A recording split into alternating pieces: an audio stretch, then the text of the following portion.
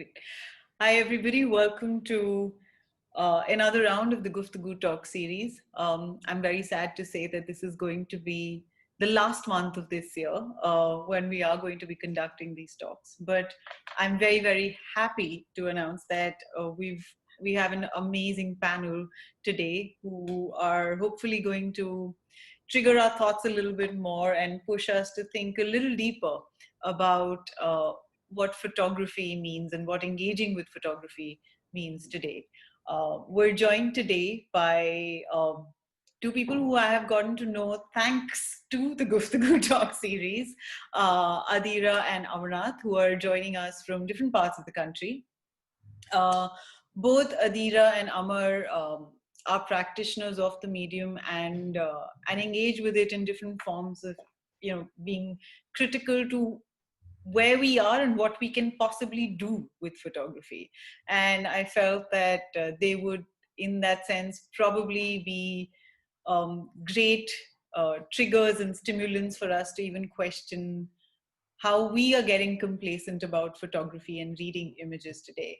To give you a little backdrop of our speakers today, Adira is an artist and designer who works primarily with photography. Her practice is grounded in research within historical documents, literature, and visual material that inform and color her process and inquiries as a photographer. There is a larger expanded bio in the chats, and I'd suggest that it would be great if you also can go to Adira's website, where you can also get a sense of the kind of work that she's been doing.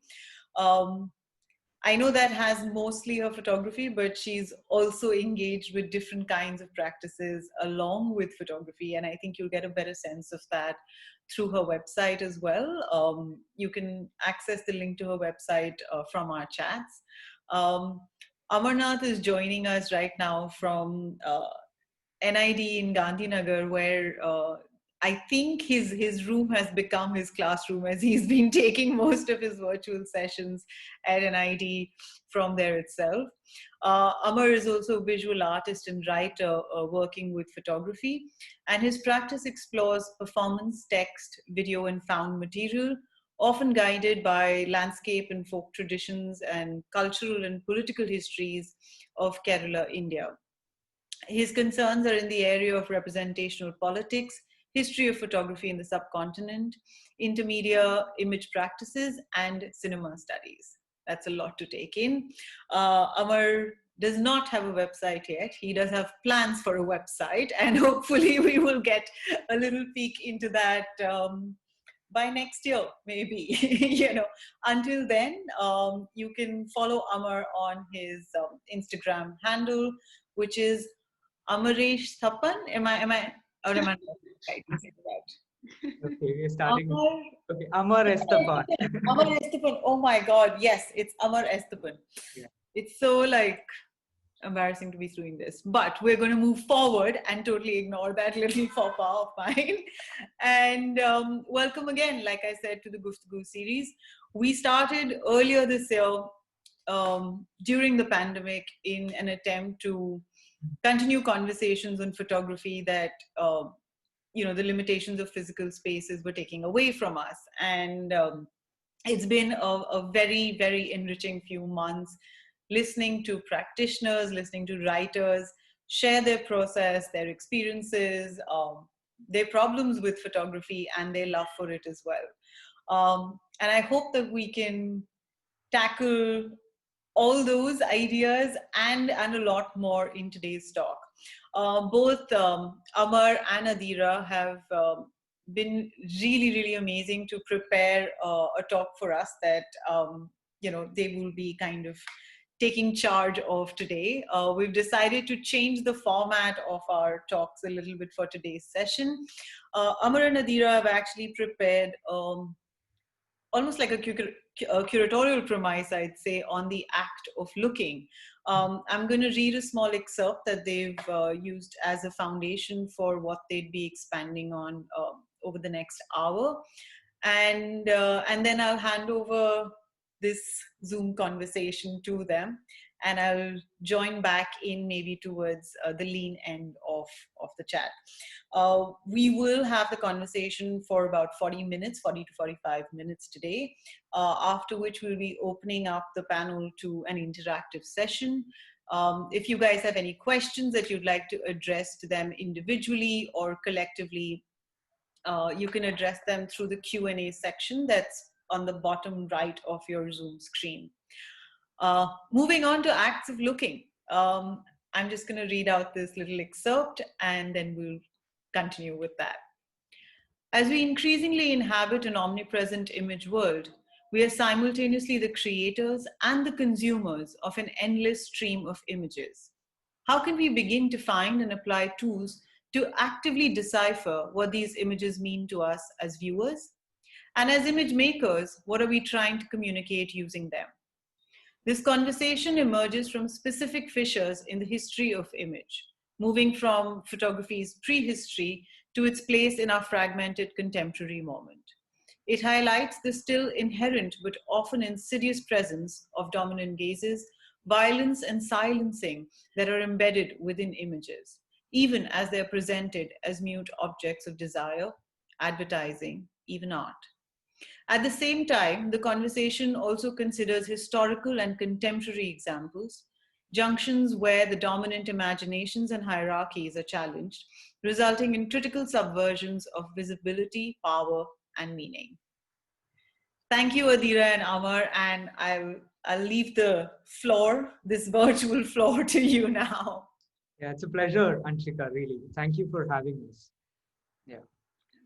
Absolutely. Thank you so much, Anshika, for having us today in this very, very interesting panel. We have been really looking forward to sort of engaging with such a platform such as Guftgu for a while, and it's fantastic to finally be a part of it in this way. So Amar and I are actually going to go through a series of pointers that we are going to sort of bring forth into this conversation, and we are going to go forward with this in a way in which we sort of take it one by one. So I'll begin and I'll sort of begin from where our curatorial premise sort of ends, which is this image world. And I think sort of in order to even situate what, in today's conversation, within the context of what Amar and I are sort of thinking as the image world, I sort of feel we first need to go slightly further back and define the term image world.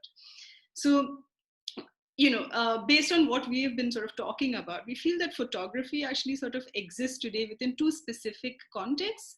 On one side, it is a global language that we all inhabit, and we are also inhabited by, and we have imbibed.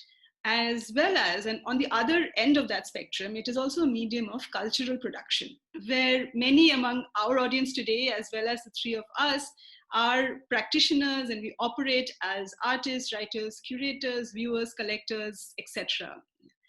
And so, on reflection of this idea of this dichotomy of this image world that we inhabit, we also realize that this distinction is, one, it's not new, and two, it's also a construction. So if you were to explore that idea further, let's go back slightly, like a few hundred years before the invention of photography as a medium, to consider the origins of what certain ingrained ideas of what art is versus what an artifact is, or in other words, even what a work of art is versus what a language constitutes. So this idea of art, as we define it or consider it today, in fact, comes from a largely Western art historical canon, and was really legitimized, I feel, through the violence of the early colonial period. And of course, the Western art historical canon has been sort of, going on its own journey since the, especially since the Renaissance, where a lot of these ideas of perspective, of where the images hierarchies are situated, have all been originating. However, I think that, when we situate that within the context of what we understand as these rules of image making, these sort of come forth as an opposition to the other forms of image making that were existing. And this is where the colonial period really comes into play. So in order to really have a comparison, an other first needed to be invented. You first had to invent something to have an opposition against it, something to compare one's own art practices against. And we really see this comparative analogy taking shape across the Western world during the period of art history known as the Enlightenment. Now, the Enlightenment, of course, was a period which had a lot of things going on, apart not just in art, but in terms of a visual history, we really see the colonial period sort of being put back into a philosophical understanding of these abstract notions of hierarchy, of who is the ideal man, of who gets to have a place in society, and who gets to dictate what is the meaning of culture. And of course, in this context, you had to have an other for you to have to sort of place that against. And so this idea of art then was placed in opposition to artifacts, which of course had practical or religious or ritualistic uses. And so this act of differentiation was in fact a vital tool in the process of creating and legitimizing the emerging colonial powers. You needed to have things to take back into colonizing Europe at the time, which was in effect needing a sort of an economic excuse to go into the other parts of the world. And so in order to make it easier to actually possess the cultures of others, you had to delegitimize it from art into artifact, and thus you could much more easily begin to study them, begin to categorize them, begin to catalog them, and sell them, and even boil them down into bullion coin. And at the same time, as the colonial empires were facilitated by slavery and brutal repression, and at the time that these empires were beginning to grow and flourish, the Enlightenment also were professing the tenets of freedom, liberty of thought, and placed Western art on a pedestal. So these two were happening at the same time. And that's why also, we have to remember that at the same time as slavery was going on in say, the American colonies, the French Revolution was saying that all men are created equal, right? And so these two things are important to note.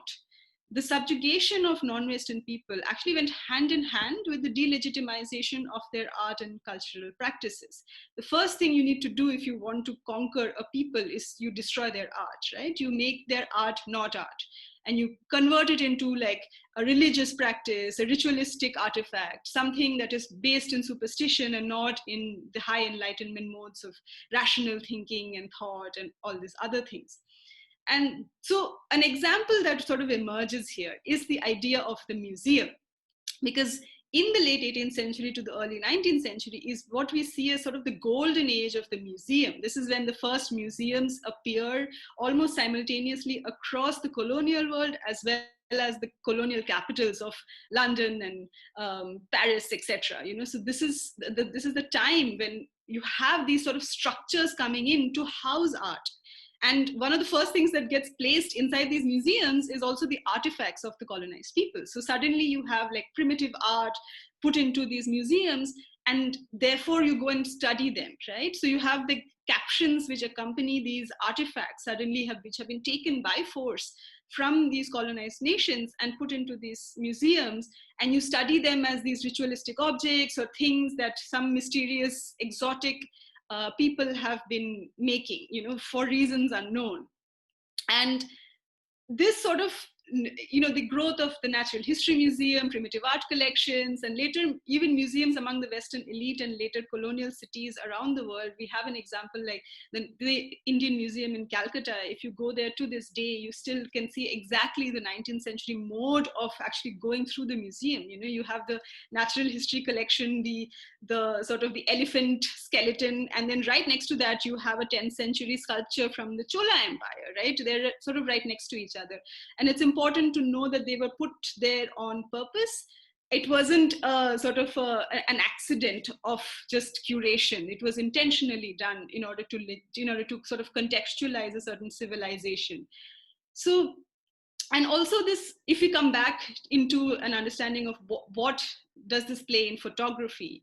Really, the thing to note here is this idea of aesthetics, which again was also coming up into a legitimized space during this time of the Enlightenment as well. Like, the late 18th century, 19th century was also the time when you had so many tenets of what constitutes an aesthetic sensibility, these rules of image making, the rule of thirds, perspective, what goes in the center of an image, who gets to be a portrait versus who gets to be a group photo versus who gets to be the subject of an anthropological study, were all sort of being legitimized at that point, and they were being embedded into the language of image making. This is not just in photography, this was of course in painting, in sculpture, in all forms of art making, even in literature, poetry, writing, etc.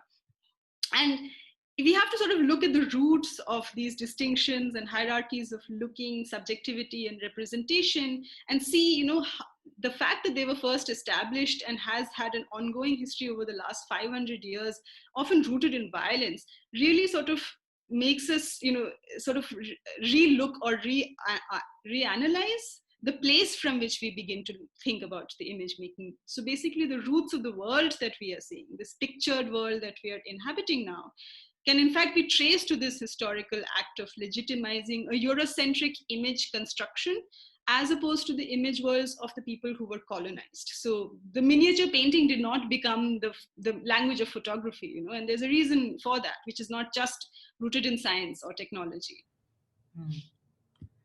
Yeah, I think I'll do a cinematic jump cut to the now from there.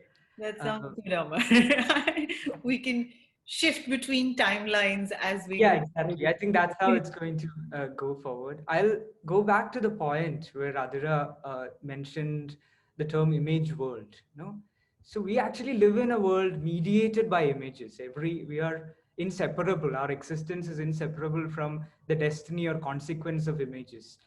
A great part of this mass is lens-based images. We are situated in an all-consuming flux, an image world that inhabit us and the various image worlds that we inhabit subsequently. It is more complex and omnipresent than any moment in history. There is an image for literally everything. Everything has been photographed. And where does photography go from here? Photography, at least in my opinion, is extending to aspects which cannot be photographed. A very peculiar example is the black hole image that we saw last year, which was captured by, I don't even know how actually it's captured, because my understanding, very limited understanding, is that scientists across used advanced telescopes, lot of very advanced lenses, which is not available for citizens, and also a lot of data.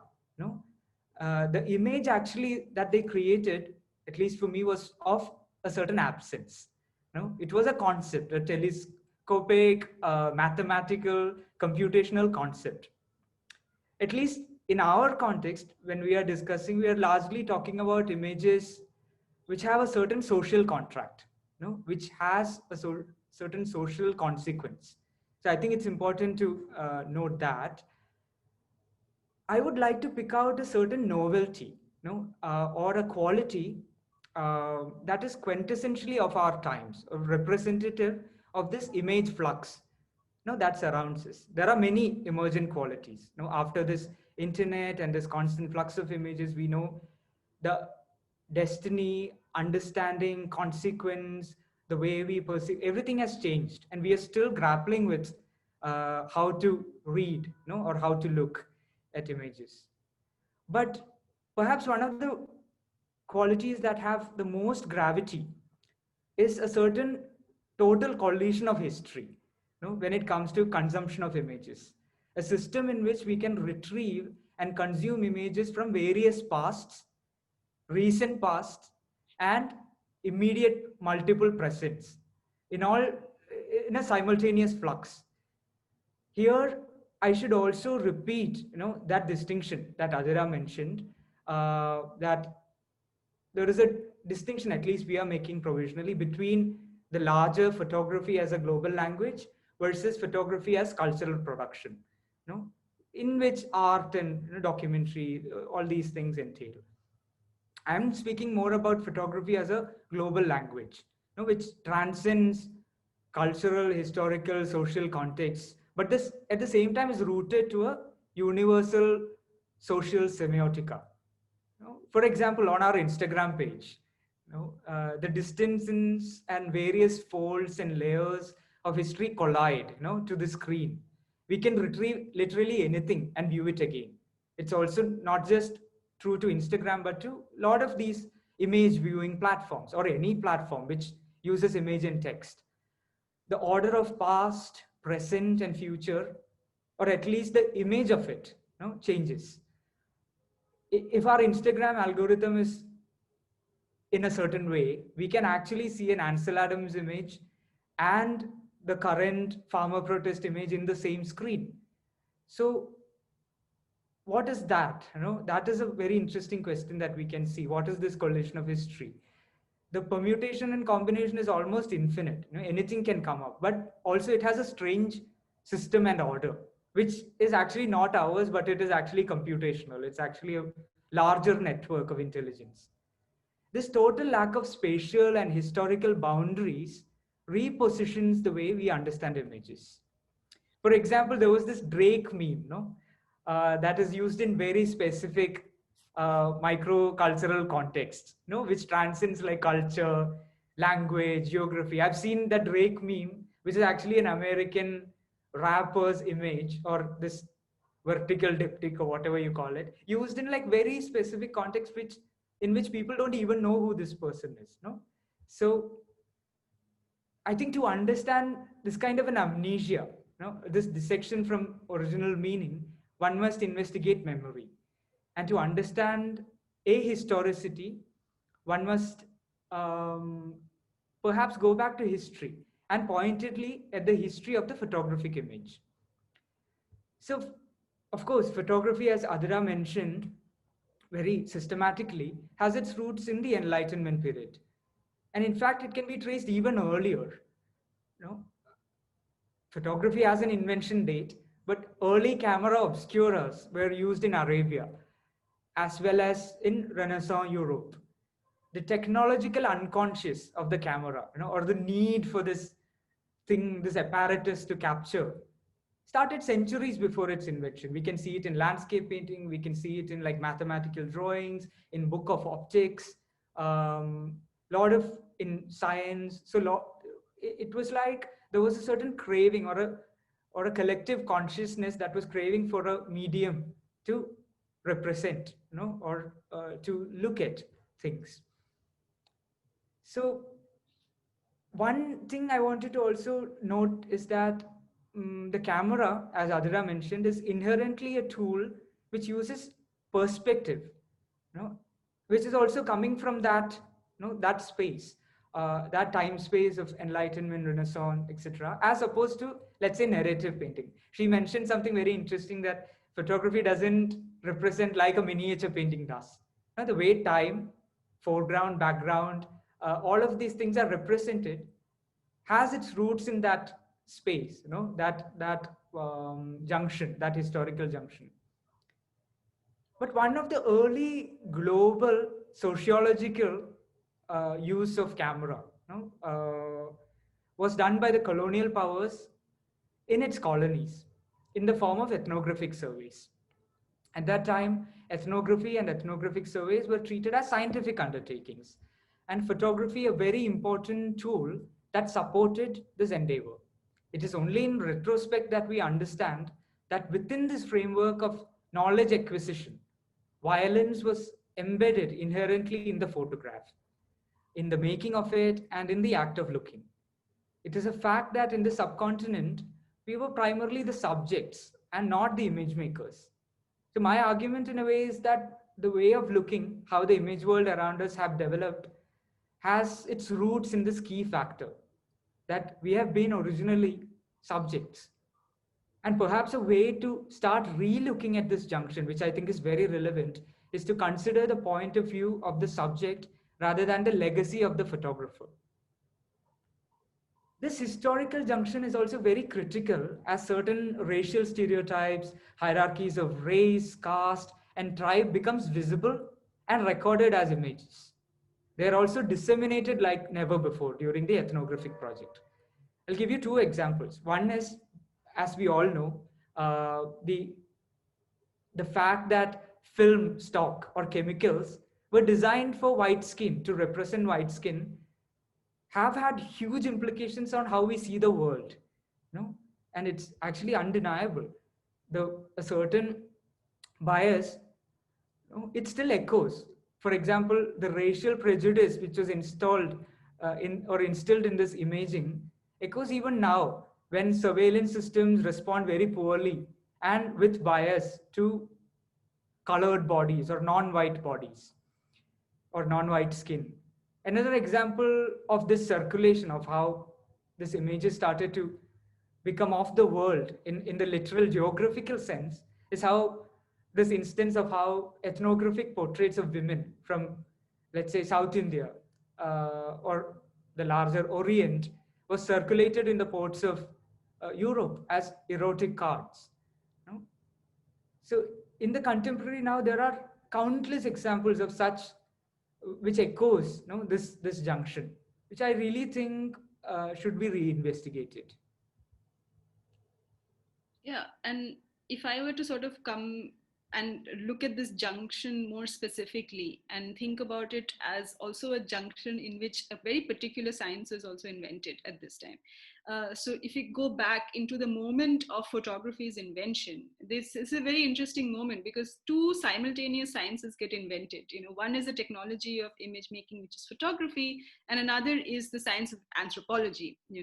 So and they sort of evolve together. They're almost as these siblings of science and technology and the study of humanity, in a sense. And they do it in its own sort of different ways, but they sort of always sort of come back to each other.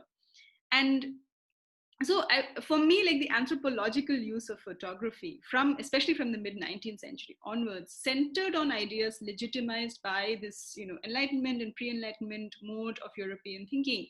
The colonized people were always the makers of objects, whereas the Western man was at a higher and more abstract position, this luxury of being abstract. They were the ones who would be the theorists, the scientists, the anthropologists, the botanists, biologists, etc. And they would be the ones to go into these situations and study the makers of the things or the natural world that they encountered, which they had also simultaneously colonized and exploited. So, and photography's language fits very specifically into this larger scheme. In fact, it has remained embedded within photography's language to this day. And we see the distinctions even from the earliest photographs available to us from the 19th century. Concepts of framing, like how was the colonized body framed versus a portrait of somebody who was rich and, say, a European client who would go to, for example, a Felix Nadar in Paris, and you see that difference very specifically. And in such a context, even the photographs, for example, made by Lala Deen Dayal in Hyderabad in India in the late 19th century, carries this anthropological gaze. It's sort of imbibed and embedded even within the practice of somebody who was an Indian photographer working for a very rich clientele in his own, in India. And we see that in the way the subjects have been placed, who gets to have the hierarchy in that image. We can very easily identify who is the actual protagonist of the image and who are all his proteges and his coterie of servants and servers, etc. We see that distinction very clearly, even though in terms of like costume or or even the stance of certain people, you may not necessarily be able to identify, but in his images you can. And that's an interesting sort of a space, because we often sort of talk about this anthropological gaze or this ethnographic gaze or even the white gaze, say, as this sort of geographical thing, that this was a product of colonialism, and because it was the white people who came and therefore we have this image tradition. It's not necessarily restricted to the ones holding the camera. Often it didn't matter who was actually holding the camera. The gaze had already been embedded into the very language of photography. And so it becomes a lot harder for us to really, extract from the images themselves whether, these can be clearly said as something that is clearly ethnographic or clearly something that is rooted in racism versus something that has more complicated implications. And this also comes into play because in the 19th century, photography's relationship with other movements are also important to note. This was also the time of the Romanticism movement. It was the time of the Industrial Revolution. So a lot of things were simultaneously happening. And if you take the example of another photographer of this time, Julia Margaret Cameron, who is, one of the very early women photographers who had a prominent place in photography history at that time as well. She was showing in the Royal Society, etc. Her photographs of, say, her own family or people that she knew in back at home in Europe, they're very different from the photographs that she made in colonial Ceylon, where she actually owned a plantation. However, both these images, actually, you can see that they've been sort of defined by specific things, like there's a certain sympathetic and even a romantic observation. So here we can also see the effects of the pictorialist movement coming in. It's things like soft lighting, a mysterious half-distant gaze, which is also combined with an anthropological curiosity of representing, studying, and then presenting to the world. So although on the surface of things you can see that they are both sort of similarly composed and similarly technically sort of composed, you can see that there is still a difference in the way. You can clearly tell that there's, in terms of the distance between the subject and the photographer, in terms of the position of the camera through which they are being looked at. And so there's no sort of denial of who is the photographer in these scenarios. And actually we see this gaze really getting legitimized through the 19th century, through the 20th century, I'm sorry. So where this combined idea of the sympathetic gaze as well as an anthropological curiosity really get combined and become its own language. And the clearest example of that is, of course, the mass of publishing that was happening at that time. We see this in Life magazine, National Geographic. This was a golden age of publishing. And most of sort of post-World War I onwards, which is also a fracture point in European history and global history at that time. Most of the empires started to really get tottery, and by the Second World War, many of them were gaining independence and becoming these legitimate nation states of their own. However, the way that photography was framing them, in fact, does not change at all. And if you look at National Geographic magazines from the early 20th century and compare it with some examples even to the later 20th century, we see that there isn't really much of a difference in that gaze. There is still this sort of curiosity of the exotic, going somewhere and photographing other people, combined with this idea of who was being, who was it that was being photographed and who was it that was being seen and looked at. And the other thing to note here is that the image of that person was always supposed to be this idea of the person, sorry, my door is opening. So the image of this person was always supposed to be a Western audience, right? So that is something which is very crucial and very interesting here, because it's sort of not stated within the language of photography. However, it is sort of implicated, like you imagine that the person to whom the image is always addressed to, the Life magazine is being published for an audience in Europe or America. So is National Geographic, so is Time, so is every other major publication at this time. And then if you look at even a Times of India or a Telegraph, you see that they are also familiarly the same. They seem to be addressing a European audience too. They're not addressed to us.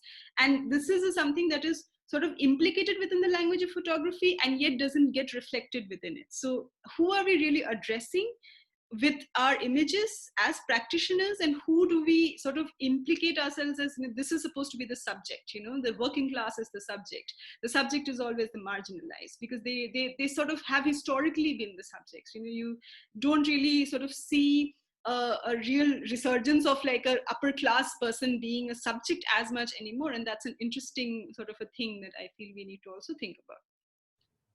Yeah, I think, completely agree. I think the root or one junction that we may investigate is how photography, at least in the anthropological context, completely co-opted the existing social hierarchies that were prevalent in the subcontinent.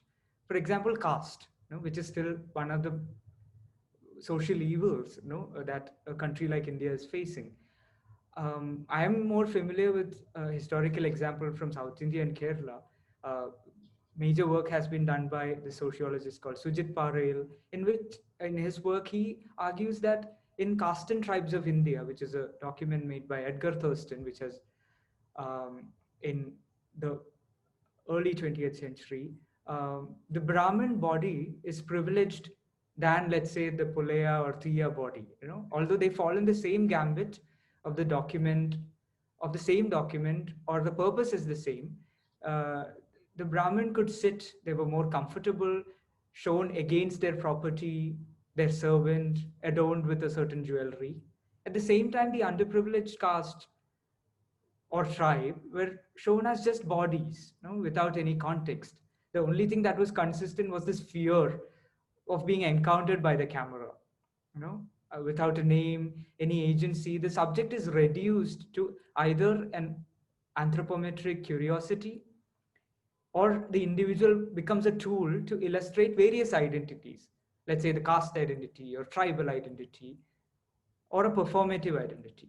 And another thing to note here is the relationship between the text and photograph, the caption and the photograph. I mean, if we go to the first photograph ever produced by Nietzsche, he had a caption, which actually we cannot deny this umbilical connection between text and image. So these captions also stringently looked at relegating these individuals to these identities, but also completely co-opted these existing social hierarchies and never tried to challenge it. Why we are talking about this is these biases are still very much prevalent today. Only that it has become more complex, invisible, insidious, and inherent. It's very difficult to actually negotiate it. In terms of like the ethnographic survey photographs, we can actually point it down, pin it down, and say, okay, so this happened. But let's say what happens to when I get a camera and I decided to go and photograph. Another important thing which Adira, I think, touched upon, which I will take the liberty to sort of explain or is that the colonial gaze is, as she mentioned, not purely a geographical one. It's actually not a geographical one, but rather a historical one. This gaze that we talked about was very easily translated to Indian photographers, has been translating and is translated, as we speak. In the canonical Indian photography history also, for example, we can see, she said about Samuel Bond. And there are these images that Bond and Shepard made and Lala Dindayal made, which are, which are almost the same. I'm not just talking about the aesthetic of it, but the choice of subject, the power hierarchy, structure, all of these things. Another important example or interesting example for me is how these ethnographic portraits made by John William Kay for this document called People of India, which is very similar to Caste and Tribes of India, ethnographic document, that become a sort of template for somebody like Harichandra Lal Chintaman, who was like a social reformer and a photographer, an amateur photographer, who did exactly the same thing as an entry to Bombay Photographic Society. So the former was an ethnographic photographer and the latter was an amateur photographer. Both ended up categorizing and making portraits of the underprivileged caste or tribe or occupation. And nobody is ever like treated as individuals, but actually as specimens to index a certain identity for a documentation purpose. So we can see the traits of these today, in any area of photography which involves photographing communities. Yeah, I mean, I think this is sort of the burden of the image that we carry, regardless of how much we actually want to make work that is also, rooted in a social sort of a conscience. Even we're sort of faced with the problem of the photographic language in itself. And it's often that photographers or artists even in the contemporary moment have to sort of fight against its own language in order to arrive at a form through which they can actually talk about their subject, the issue, the concern in a way that is not exploitative, right? So you have to make effort to not do that thing. And this is sort of the burden that all photographers or image makers and even viewers of images carry. And this is something that we have to actively actually sort of keep unlearning and thinking constantly about. So one thing that I sort of want to also bring forward here is that so far we've been talking about like the 19th century and these photographers who were few and far between, right? Like even in this, even within the anthropological context or an ethnographic context, these scientist photographers were still rare, in today's context. They were very few, and they were making very few works, and which were being seen by very few people. But this really begins to change significantly in the 20th century. As photography becomes much more accessible, it becomes a vernacular medium that becomes a hobby for millions and millions of people. And as the century progresses, we really start to see how this medium becomes one of the people, and so thus we have this democratization of photography. But even within this celebratory democratization of photography that's happening, there we have, every family, finally being able to photograph their loved ones without going to a studio, getting access to cameras, getting access to film and later digital technology. We, however, have not really been able to reckon with what the images which are being produced by these populations are actually saying, right? So this hegemony of the photographic language that really gets, sort of embedded within the medium through the 19th century, it does not really go away or is washed away, but even with the millions of people being able to photograph, so this also gets seen through the works of many even brown and black photographers of the 20th century. We see them really struggling with this idea of how do we represent our own people in a way that is not going to be exploitative in the same way. And often we see this becoming almost a sort of a war in a sense of the image, because the publishers of these magazines where one would want one's work to be published would not accept anything less than an ethnographic gaze or an exoticization of a certain kind of an image. We see this, in photojournalism most clearly. If you got an assignment to go somewhere and photograph, you were expected to come back with a certain kind of an image, regardless of who you were or who your newspaper was or who your magazine was, because that was what would be expected by the viewers who had also been conditioned from a certain kind of, and we still remain so to this day. We think of, even contemporary photographs, and we see this most clearly in sort of the kind of media depictions right now of the farmers' protest, for example. There is a certain kind of an idea that the middle class India has of who the farmer is supposed to be, and any sort of denial of that or protest against that is seen as a sort of a protest against the state, right? So we carry this burden from the 19th century into the 20th century and also beyond that.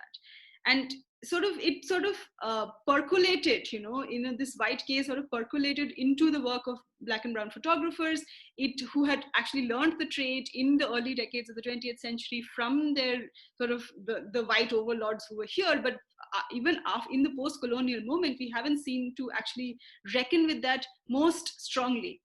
There are, of course, many examples of people who have, the Provoke movement in Japan is one of these examples. We see a very, very different kind of a sudden eruption of a gaze that comes in complete opposition, but through photography, and that's a brilliant moment in which this really starts to happen. But we don't see that much happening in a country like India, where again, photography was mediated, even access to photography was mediated by caste, by class, by gender. Access to having prints, access to having family photographs was also really mediated through these caste and class hierarchies that remained. And it is only in the digital moment, that we've actually begun to see that really getting much more diluted and a lot more imagery coming from our context also in contexts that we have not been able to see so far, and also contexts which have specifically been sort of reduced to not being good photography, right?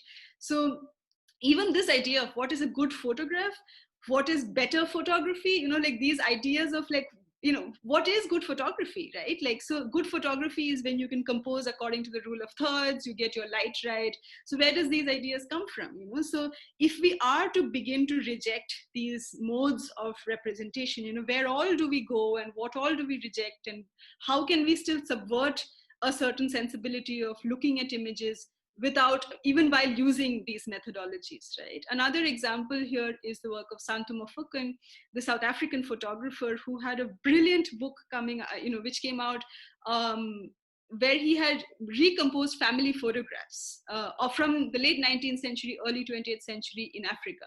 This is colonial Africa, but he was sort of making a fantasy image of like what would middle class colonial Africans look like. They would go to the studio and pose as a Victorian couple, and this is the image that the whole world refused to acknowledge or even have or give access to, right? The African was supposed to still be in his hut in the savannah, right? So this oppositions have constantly also been happening.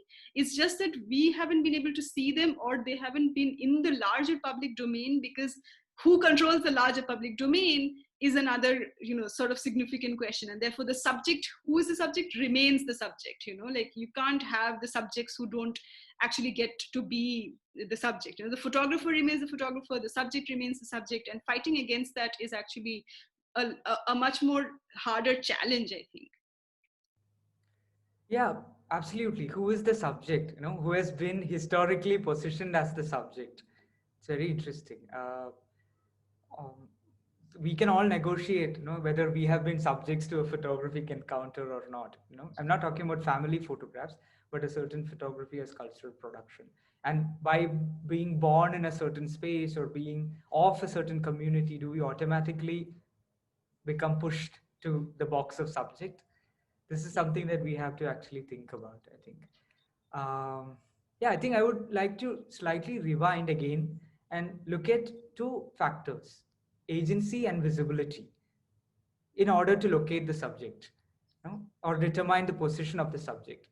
On one hand, it seemed to be one of the most pressing sociological necessities of our times, to enable or to empower agency and visibility to historically marginalized and oppressed communities. The fact that they were historically invisible, not represented, or worse, misrepresented, is directly correlated to the fact that they were historically oppressed. We can see examples of that in Dalit assertion, or let's say Black Lives Matters, or the way gender minorities take on these stands of visual assertion. This is very clear. Also, this way of assertion has of one's own image has an interesting figure in history, or has a lineage. And one important figure in this lineage is Frederick Douglass, who was an African-American abolitionist who understood and recognized the power of photography, especially photographing the body or self, and the need to have control over one's own visibility. He made portraits of himself in different studios throughout America when slavery still existed, and he was perhaps one of the most photographed Americans of his times. By making these photographs, Douglass firmly believed to rewire the image of the African American man of his times, instilling a certain dignity, countering the caricature that Black people were often subjected to, or enabling a decent portrayal of the African American body. We can also see similar traits of this kind of assertion in Baba Saheb Ambedkar, in our context, and his relation with photography. But then there is this ulterior side of this, where authoritarian governments, fascist forces, and regimes all over the world would rely on a certain icon, the portrait and the image of a centralized, larger-than-life leader icon, to run that regime. And photography becomes a very important tool to establish this icon. So this is a tension, that this is a sort of complex knit that this idea of agency and visibility exists in. Now there is another observation to this. Having said that the aspect of visibility and agency is tricky, one of the major incapacities, at least we feel, of traditional documentary photography is that it only shows the victim, the oppressed, or often shows the victim, oppressed, and the final after effect of a phenomenon. Like, for example, if you look at the refugee crisis, the image that comes to our mind is of the sinking ship, or the boat or the refugee, the boy washing up the shore.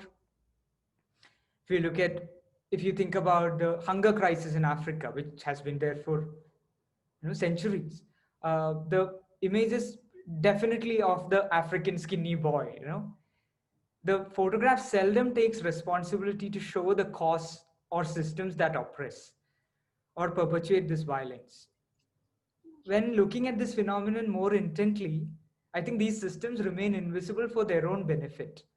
One of the incapacities and at the same time the possibilities of photography would be to make these systems or this cause visible. Seems like a difficult proposition. I don't know. What do you think, Adira? Yeah, I mean, I think this is one of the very difficult sort of propositions of photography. And again, coming back to the idea of the image world, a world in which everything has been photographed, we somehow don't really have as many photographs of the people doing the oppressing as we might think we do. So there is a large sort of gaping gap within photography where we don't have images of that, and we seem to be okay with that. So that's sort of an interesting space. And if I were to sort of bring it into the contemporary moment and really think about that in our context, especially here, because we are practitioners within photography as cultural production, if I may also reflect on the worlds in which we operate, right, which is the gallery system, the Venice Biennales, the festivals, the portfolio reviews, the buying and selling of photographs, edition prints, etc. So that was also existing within a system which, if you actually begin to take a larger view of that, it gets to some shaky ground there, because then we start to realize, okay, like who are the people who are actually doing the bad things in the countries, right? And the people who often end up doing the bad things are the ones who are funding the photo festivals, right? Or the ones who are collecting the prints, or the ones who are actually buying the editioned books and the beautiful prints, because that's the other thing. It's almost like this insurance policy. We make sure we buy the art so that you don't make art against us. And that's a sort of a very tacit, very unsaid relation that capitalism in fact works with. And this has been throughout the history of art. Even Leonardo had to be commissioned to do the chapel, right? So we have also inherited that system along with these systems of viewership as well. In what kind of context does photography get to operate, and where is it?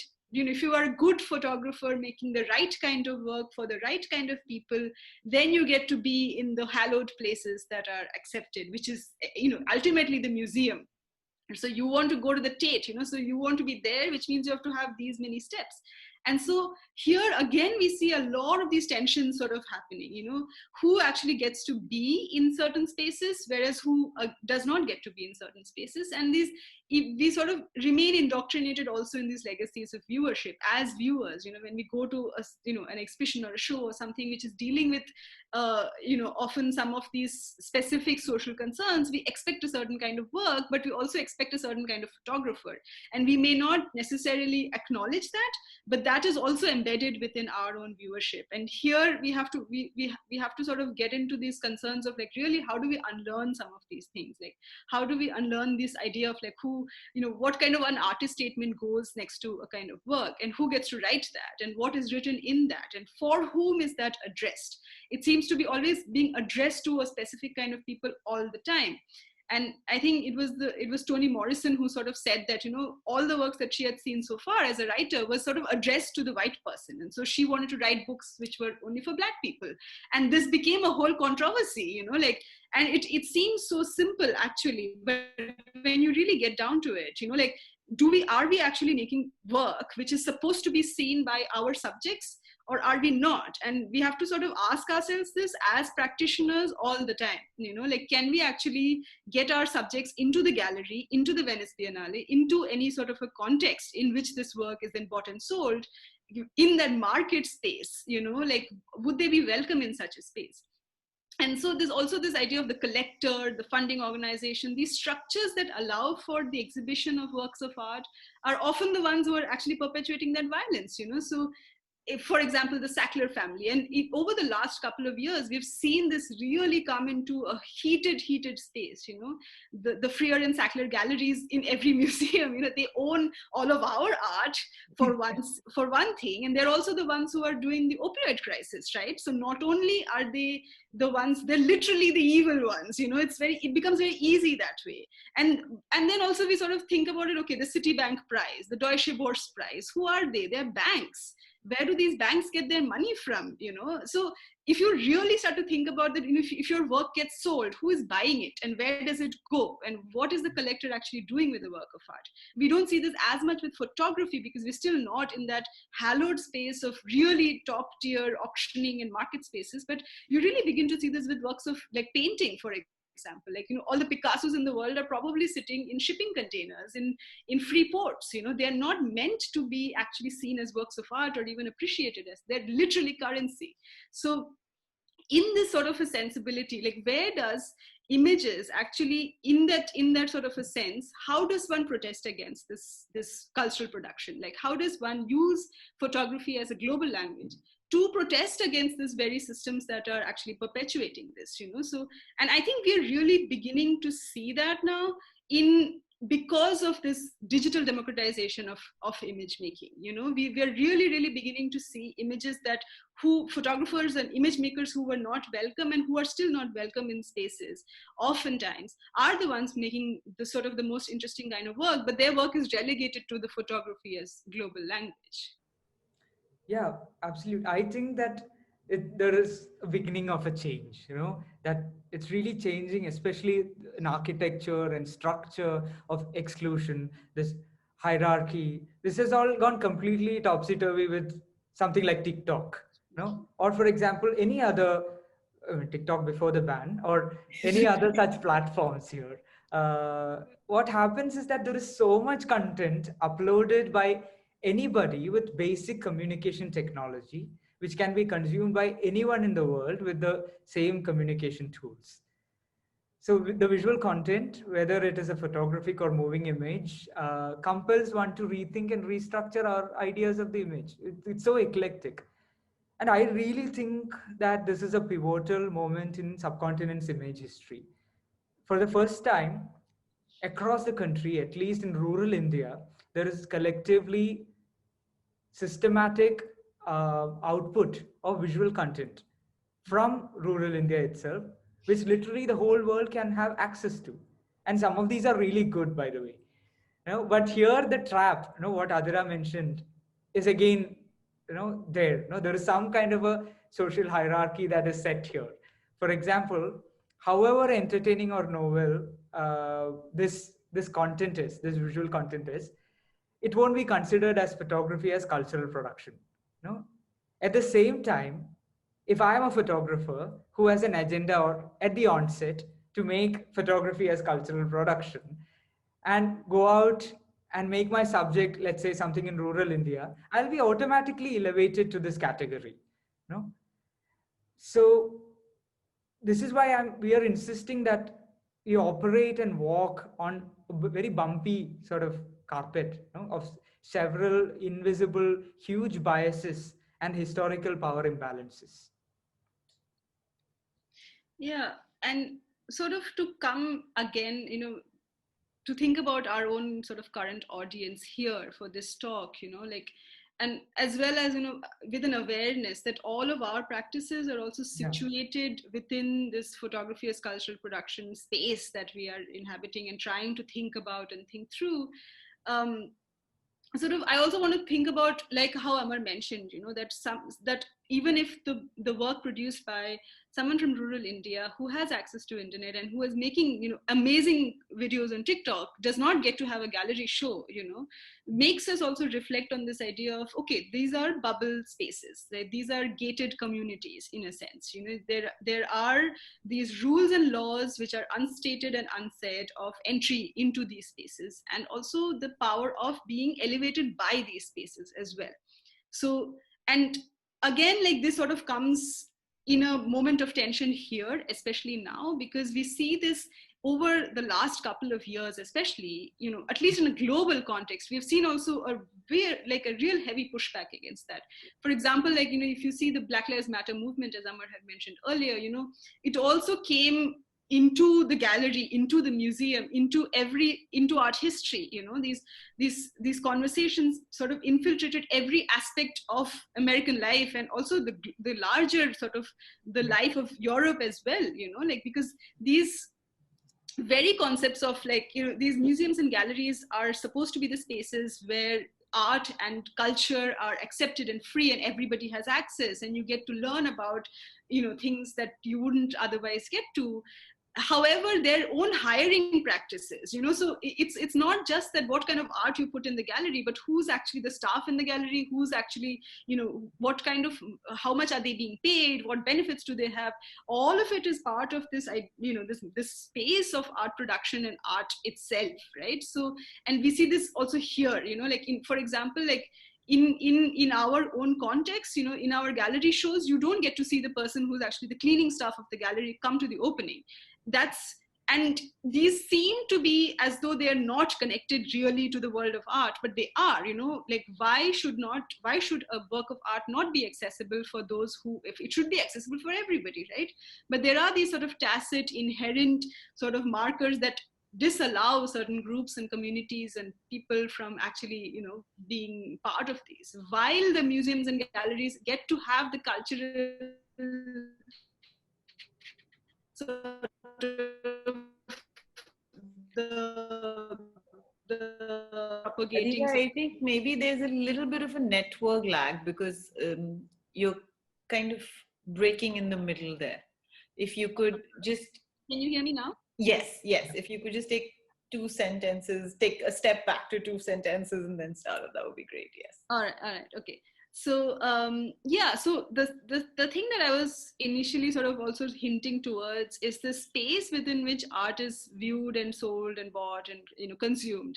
These are also manned by people, and that is something that is sort of not acknowledged, right? So we don't really have a space in which these work environments are often safe and healthy for art to be even existing in such a space. We talk about oppression in our work, but we would show it in a gallery which has very questionable practices behind it, so, and as practitioners within such a context, I think it becomes very difficult for us to negotiate these. We have to constantly also think about the fact that we need to make a living out of what we do, whether that is as artists or as practitioners or as thinkers through photography. In any sort of a context, we have to decide at every point, do we work for this person, or do we actually sell our work in this context? Do we allow, and how do you disallow for something like that also, right? So it's also intentionally made to be difficult. It's also intentionally made to be confusing for practitioners to actually understand the larger context in which their work is also being seen, accessed, consumed, bought and sold, etc. So if we really begin to then think about that, we also realize that this neoliberal sort of capitalist framework in which we are living does this very well. It papers over the crises, right? So it'll open a new museum of modern art in Kolkata on land which was taken from marginalized communities. So it's like this high point of art is also sitting on land that is, that has been taken by force. So then do you go to the museum or do you not? And how do you actually begin to think through these? And I think here is where sort of we are at a current space, because this is something that I think all of us are actively dealing with and trying to negotiate also within our practices. And on a final note, I also want to talk about the fact that Amar and I are also products of this very sort of school. We are products of an institution. We have had access to certain kinds of understandings of photography, understandings of the wider visual medium, and we have also had the luxury to unlearn a lot of things. So that is a huge luxury that we've actually had access to. And in institutional spaces, especially in India, we also have to know that these, we remain in a world that is determined by caste, that is determined by class structure, that is also tied to that. And increasingly so now, because that is being the sort of, it's being legitimized by the state. So even who has the luxury at this moment of being an artist and who is not even allowed to be a viewer in a gallery? And again, we have to sort of also re-examine and sometimes reckon with this idea that even institutions in this country are rooted in caste, in sexism, in ableism, in classism, and which then continue into these structures of the art exhibition and then into the hallowed museums and galleries and finally into the market. So eventually what we are actually consuming, is sort of tainted not just by these histories that we have been talking about through our talk, but also by these current systems that we are living through. And sometimes, and many times, often we have no control actually over how that is received and how that is bought and sold and presented into the world. So I think we also have to be careful and be more aware and think of ways in which, like, platforms such as this, where conversations on photographers and photography and their work are being made accessible freely to to anybody who wants to see them. And how can we sort of keep doing that, and how can we also address that further, is something that I think we're all sort of concerned with and thinking about at this moment. Yeah, I think I would like to add, I mean, you've very succinctly put it. I think I would like to move a bit to the photography as a global language situation, which is actually more dangerous, and more like universal, in that sense that the same kind of biases which has its roots in what we investigated have mutated into something where into a context where we are also getting different images, so that is one of the major post social media uh, politics, or the image of politics have changed. Inherently the policies of political parties have not changed, but the way the image of, let's say, certain policies or polarized opinions are being fed to people are completely through images and text, or a combination of both, have been it's so this polarization is completely based on this kind of bias. uh, that is one thing I wanted to talk about. Another idea also is that visual literacy becomes absolutely important to navigate the world. Something as simple as what is fake news and what is not, or what is a fake image and what is not, or it's become increasingly complex also. It's another discussion altogether. But I think when we try to negotiate truth, or some semblance of truth, I think it will be very important to understand that the object of the image that we are looking at is not neutral. It has gone through all these perverted power hierarchies in history, that it is standing as an already active object. Every image is active, loaded, political, and thus every consequence, which ultimately feeds the sort of image world, uh, becomes empowered by these decisions in history or these biases in history. I think that would be something that at least I am taking away from this kind of conversation. That, yeah. Thank you Yeah. both for this conversation. I really do wish that we could continue with this so much longer, but maybe we can do a few more series of these, with the two of you, and dissect many more questions that are now popping up in my head already. And I mean, just to I realize that we're already at about 7 and we have 2-3 questions that have come in. So I won't put myself too much into this into this conversation. But I mean, some of the things that I did want to also that echoed, let's say, when we were talking about, and Amar, it came through in your response towards the end as well, was this idea of also, where do we stand in this reading of images? And it's so much more critical.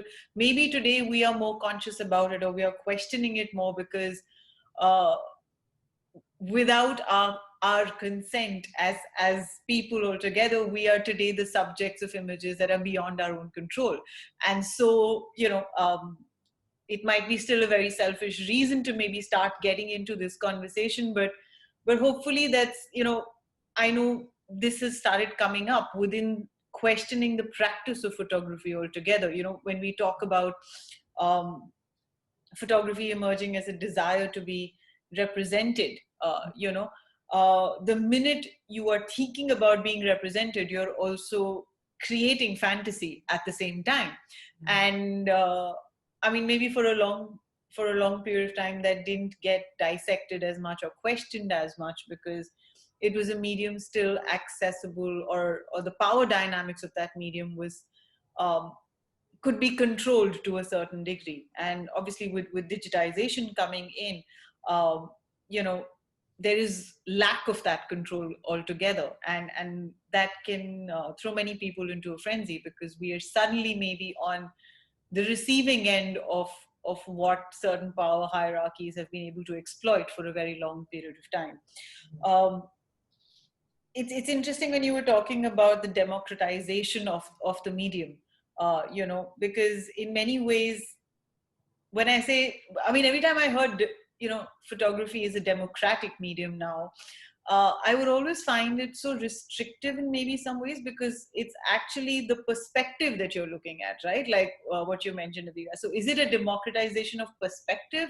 Not yet, because even though the medium can be accessed in terms of maybe you don't need the technical know-how as much, but you need access to the medium, which is still not democratic anymore.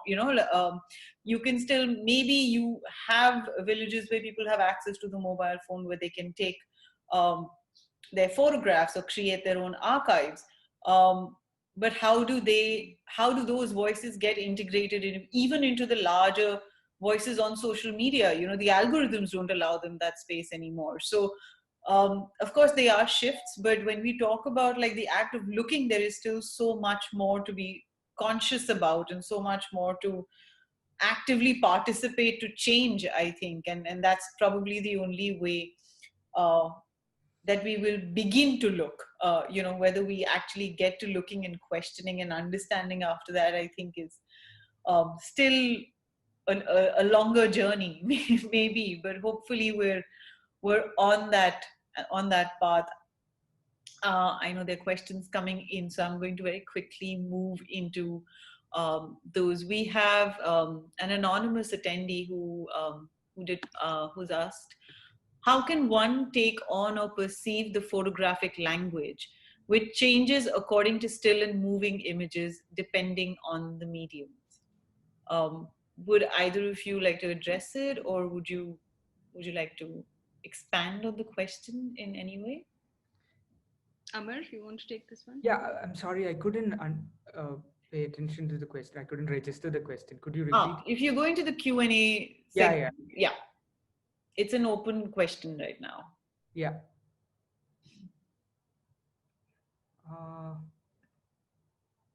Okay, I still cannot. I'm sorry, I cannot find the question. Okay, let me take this then.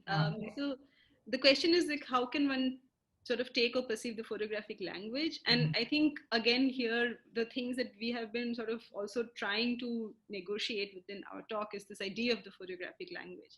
And the thing is that there is no one photographic language, right?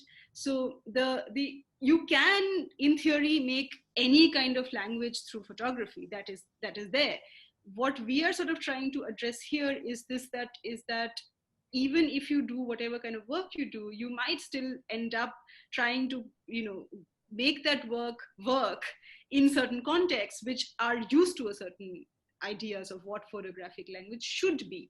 And this is a good time, I think, much better than all the centuries past, to actually break out of that chain within which you're supposed to sort of fit a certain kind of work, and that work gets legitimized and accepted, etc. I think the more we open up spaces where we can actually break out of that format, the better it is for photography, because I don't think really photography or even the moving image really cares, right? It doesn't care about it doesn't care about language at all. It just exists, and it changes according to how it is, and that's the beauty of the medium also, because it is beyond our control, and it is always going to be beyond our control. So the language in itself is beyond our control, but the structures within which people try to fit certain kinds of work within that language, that is the issue where things can get a lot more difficult to negotiate as artists, I think. So one can be free to make whatever work they want to make, but there are these other spaces where it gets a lot harder to negotiate that. That's what I would sort of say. Yeah, I also think that photographic language is mediated again by this photography as language, as this universal language which is functioning. So it is inevitable that this osmosis will happen. And like Adira mentioned, I think the boundaries or time boundaries also, the way when we click an image, the fact that somebody in Europe can see it the next second or live, is, it's changing a lot of things, I think. Yeah, but I'm one thing, if anybody has understood that we have no answers, we are just like talking about certain things from a certain point of view, which can have for various iterations. Yeah. I mean, I think it's also it's interesting because uh, as practitioners, we always want to define what the photographic language is. And I feel like that's maybe the biggest limitation that we create right at the beginning for ourselves, to feel that, the photograph can be defined within photography, if that makes sense. Because, I mean, even today, we are saying, okay, there are different languages that are coming up. Maybe one is talking about a certain kind of visual language that's emerging from South Asia or Southeast Asia.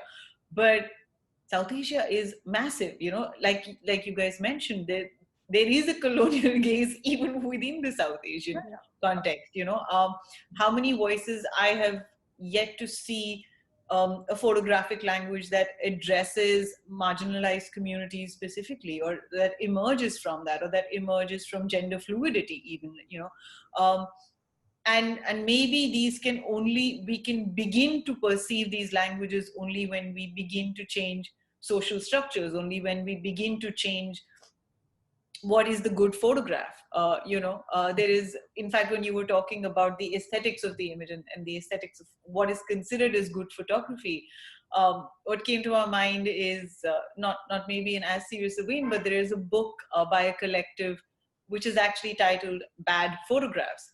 And that was their entire intention, to say we really need to shift how we are looking at images, how we are reading them, and what they contain. Are they good because of, principles of composition that were placed upon us by a different kind of a landscape, or are they good because they are echoing voices that we understand, or we relate to, or that expand our knowledge of ourselves maybe, and of the world that we exist in? So I think it's great that we don't have one perception of the photographic language, because the photograph is so different from photography, and photography is constant fluidity. If there's one thing that I have had to make peace with, is that there's no one way of photography.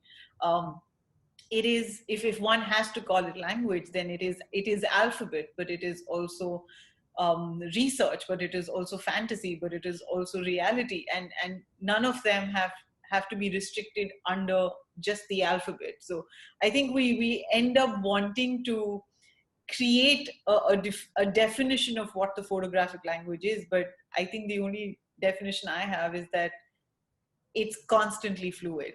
So I don't know if there can be one take on it. I mean, right now we're speaking from the perspective of how photography and art begin to impact each other, because there is obviously power structures and social structures that then get impacted within the larger understanding of that. But I think if we were to then, the three of us again, ideate the way that we did and come up with another talk on photography with activism, it would be a completely different context that we might be looking at. So I don't know if we can take on or perceive the photographic language within, certain restrictions. That's just what I wanted to add to. Jessica Lim actually also has another question. To what extent do you think democratization is possible, so long as we are all ultimately influenced by and beholden to a global capitalist system, aka the need to get paid, which we all relate to very well, which inherently subjugated us as autonomous individuals? Yeah. Amar, would you want to, or Adira, who? I don't know, it's very True. I mean, we work within, as we speak, we work within these systems of, a neoliberal capital framework, and we are also complicit, to all these kind of negotiations. I think it would be immature to say, from my part, to say that okay, now we can cut off this and then work with these kind of formats to understand how we can work outside, or let's say this is the real democratic way in which images have to be disseminated. So it's more complex than that, and I think she's right that that there is a certain participation that happens, or certain exclusion that happens even when acts of democratization takes place. And if you actually think about it, the history of photography has opened to a lot of people. In that sense, it's out there like it has never been before. But again, there are, as we mentioned, there are these imbalances which gives people certain opportunities to understand, imbibe certain, and understand, scan through certain systems and work images accordingly, as opposed to others who are more passive consumers in that sense. Yeah, I don't know if that, I can only go around that question. Adira, would you like to add anything to that? No, I think I was sort of thinking of it also in connection to the next question that's on Yeah. the screen, which Yeah. is this question of how do we imbibe visual literacy in schools? So Yeah. I think, one of the ways in which, like, of course, trying to be a photographer and making work and sort of trying to survive and get sort of compensation for that work is a difficult dance, I think, for any practitioner. Like, you have to live within this sort of neoliberal system, which is this basically the gig economy, in which we're living. Most of us are not even tied to a specific organization where we are photographing. So it's a very different world from the 20th century, where you could actually have more of a secure living as a photographer. So now it's a lot more precarious. And in that sense, I think, um, understanding that this is difficult and that this is sort of a question where we have to keep juggling various sort of hats within that.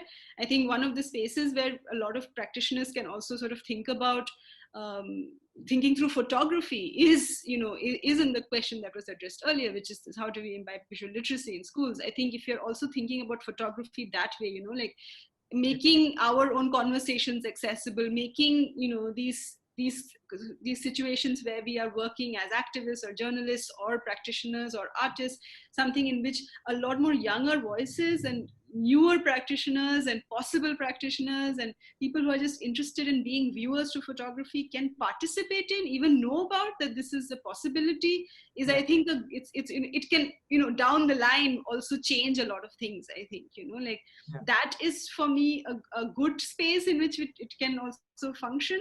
But I think we have a long way to go also in this idea of accessibility. Like, where do you even begin to sort of talk about this in schools? And both Amar and I also teach in institutions, so we also deal with this at a level in which we're trying to talk about visual literacy and what the image is in a context where we're dealing with, like, slightly older than school children, but still at a level in which they're very freshly arrived from school into a context of an institution. So in that also, I think it also allows us to really think about what is relevant to a younger audience, what can be more accessible to them, what they're actually interested in, and still talk about the same things, but in a context that is more current, I feel like, so that could be one way that it could be more sort of accessible, possibly.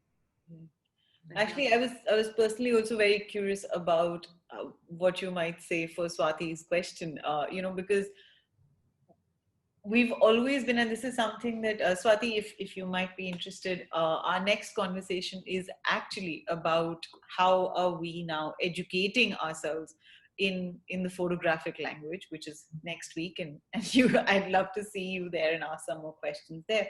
But sometimes and it's something that I was reading, which is such a simple way that the gentleman had put it through, where he said that in a lot of the institutions, the focus is to go to a university or to go to a school, the ultimate idea is not for knowledge, but it's for a career, and that changes how one begins to approach what they're even learning, in so many different ways.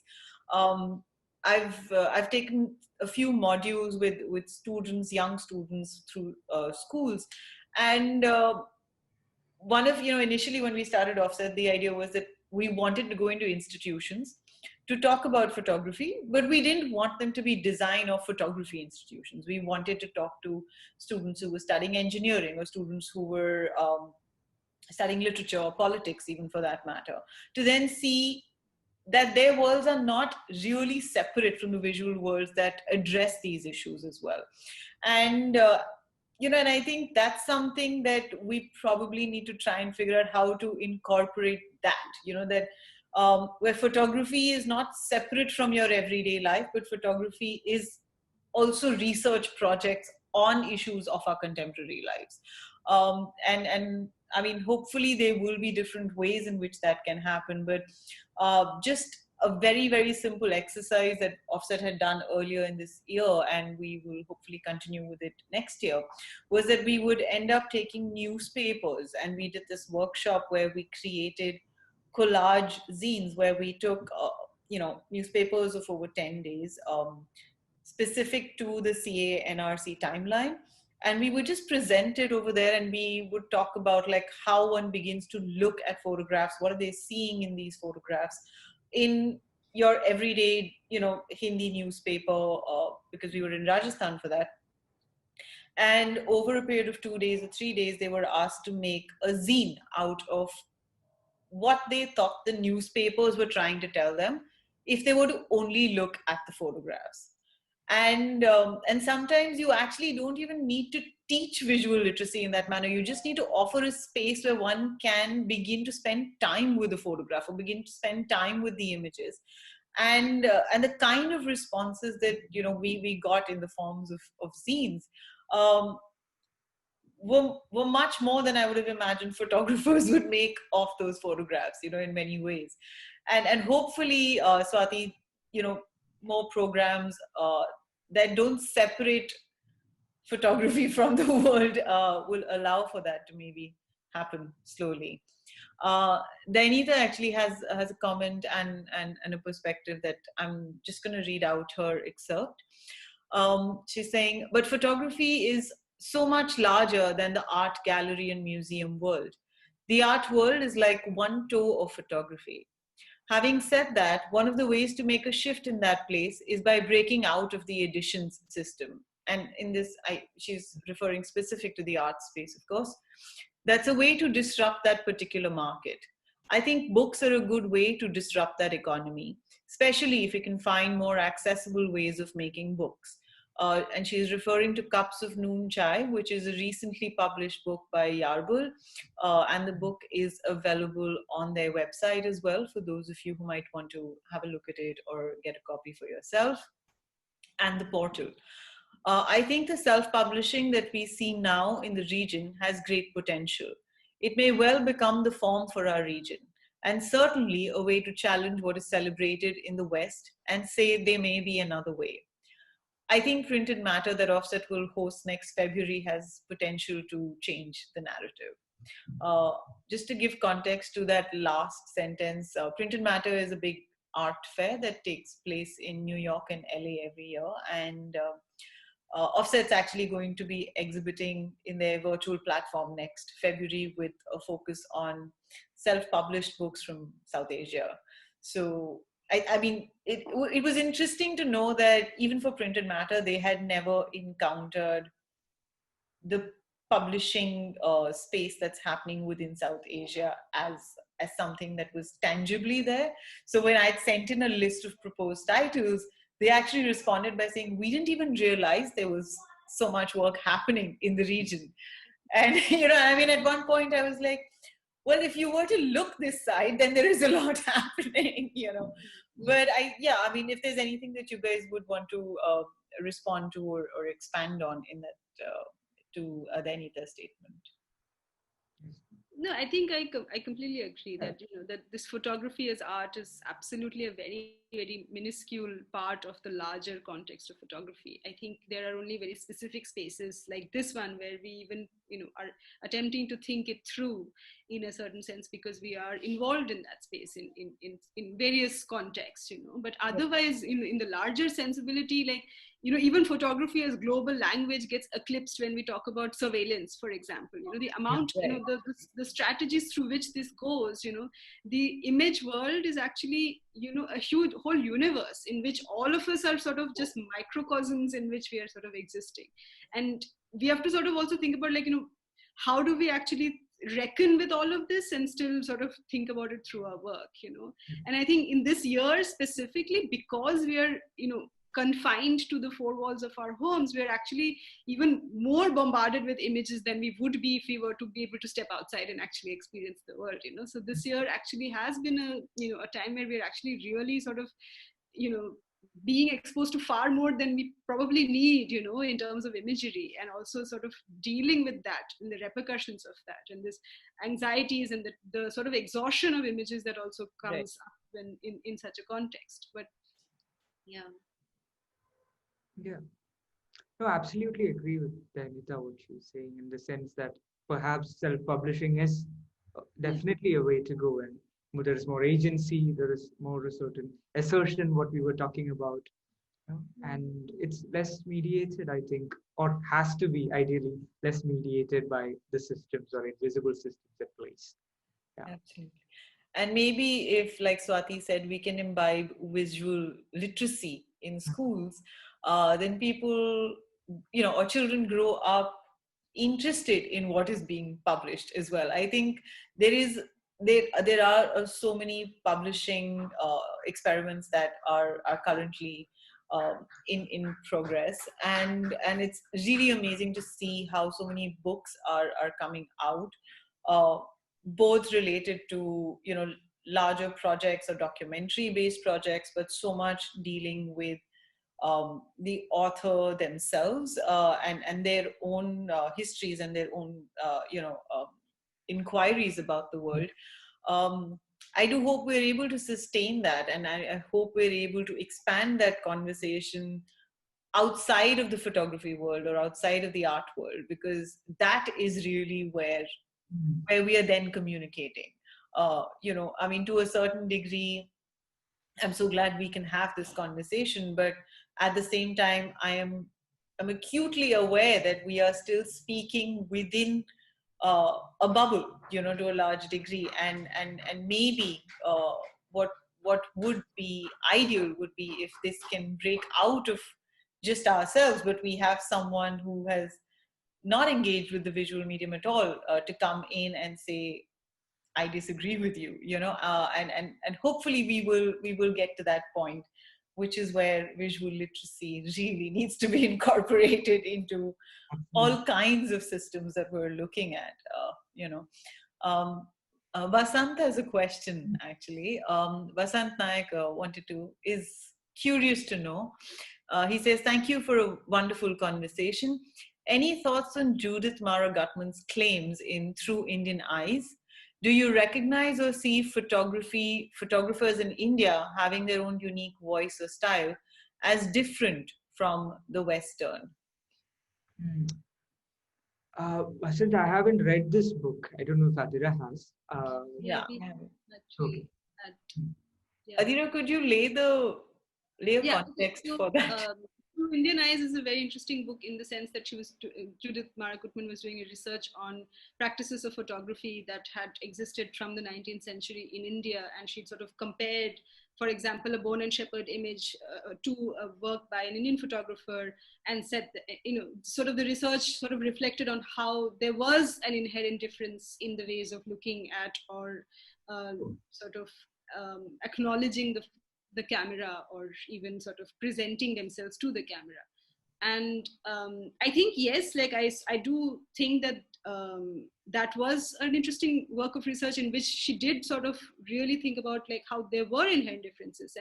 But I think what we are also sort of arguing is that even if there was an inherent difference, it was still mediated through the colonial world in which all of these actors and characters were living in, right? Like, so that even the practitioners of photography were mediated by the world in which they were living. You know, to be able to produce photographs in colonial India itself meant that you had an access to the colonial space of, you know, of even getting a camera, being photographed, going to a studio. So these were, I don't think you can sort of negate or sort of see it as a neutral space in which photography just is coming into a space and people are just making photographs, and of course they're different, you know, they will be different, but the difference is still sort of, you know, specifically sort of within the frames and within the spaces in which they were published and within the spaces in which they were looked at, still mediated by the colonial world. So I think we have to look at that difference also in a context of that time and of that world.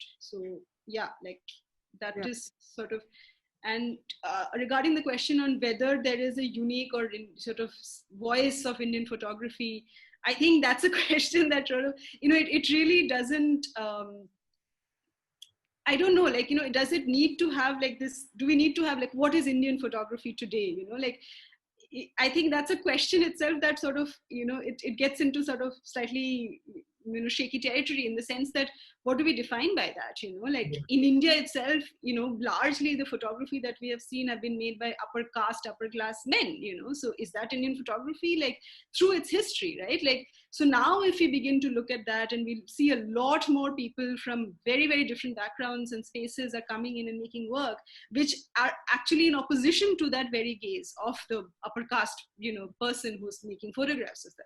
So, you know, so there are oppositionalities that are happening within that. And I think that you can't actually have this sort of idea of Indian or South Asian, because there are so many spaces within that that are actually, you know, defined as oppositions to each other, defined differently from each other, defined within their own systems of looking at each other and the world. And, you know, these claims to visibility also, you know, like I might, you know, also want to look at work in that context rather than seeing it as these, again, mediated by the colonial structures of having nation states and countries and regions, you know, because these were also things that are defined through that lens. So if we are to remove ourselves from that and look at work in much more of these acknowledgements of these differences and having all of them on a table together, then I think it would be a more engaging space to think about photography and its directions and its voices. And there are, you know, of course there are, that's the thing, that there are these multiple voices and there should be these multiple voices.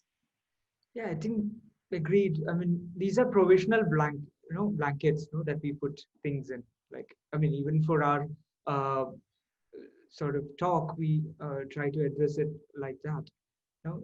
And also, if photography is some kind of a reflection of the experience of living in that sense, especially the photography which has a sociological context and consequence, then the Indian experience is also not singular. So it's very diverse in itself. And another thing is that I think a point that sort of jumps off from this is also uh, in order to have not, let's say, an Indian sort of way of photographing or a unique perspective, etc., which is different. I think one thing is that the more we uncover one's own photographic lineages and the workings of how what has been photographed before and how has it been photographed before, I think there will be more diverse voices. You know, like for example, Frederick Douglass, as I said, becomes a very important marker, you know, for a lot of photographers who are working in the Afro-American context today.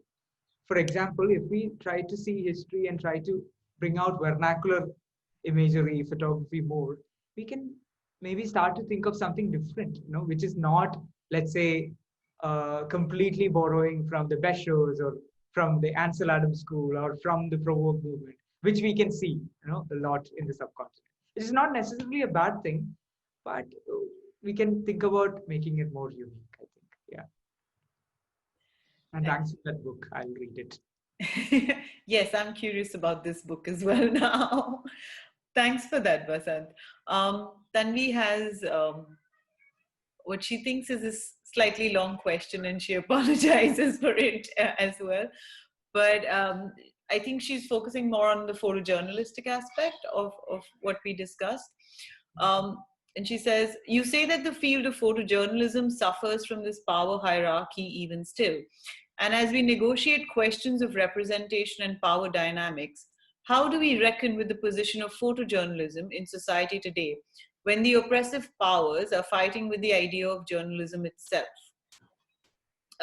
Would you want me to read out the whole question, and then would you like to break it up? Anyway, I don't know. Okay. Yeah. So I'll just read the whole thing out then. Yeah. When the legal counsel for the government calls photojournalists vultures in the Supreme Court, dismissing what they made visible during the migrant crisis, what kind of impact do you think it will have when the suffering and vulnerability is not apparently visible in the image? Or how do you suggest we picture the perpetrators of this institutional violence? Should I begin with this, and then Amar can sort of also? Sounds good. So, yes, we are living in a very fraught time, especially in this country today, where like even to have access or to have the space to publish work, you have to conform to the state, and that this is an added and an extra problem that we're dealing with now, and it's one of the most pertinent issues. Journalists, for whatever work they're doing, do not get to have a say in actually defining any kind of narrative, and they're marginalized, penalized, and often sort of criminalized for doing so. And this is a huge issue that we're dealing with now.